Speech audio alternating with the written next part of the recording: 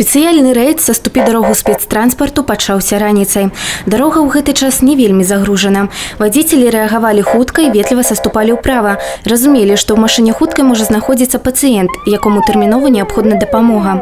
Данная проблема актуальна, так как водители не пропускают автомобили скорой помощи и зачастую происходит дорожно-транспортное происшествие с участием автомобилей скорой помощи. У цэлым, адзначаюць супрацоўнікі ДАИ, брэсцкія вадзіцелі праяўляюць высокі ўзровень культуры. По итогам прошедших акций, в целом можно сказать, что водители дисциплинированы и в целом пропускают автомобили скорой помощи. І ўсё ж, дарожная міліцыя ў чарговы раз звяртаецца да аўтамабілістаў быць спагаднымі на дарогах.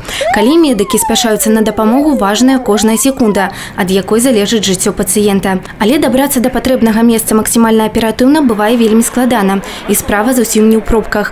Часам аўтааматары не жадаюць саступаць дарогу спецтранспарту. Когда на трассе никто не уступает. Хотелось бы, чтобы это понятие было такое. Раз скоро едет, значит, она не просто на прогулке, а работу выполняет какую-то. Кто-то ждет ее.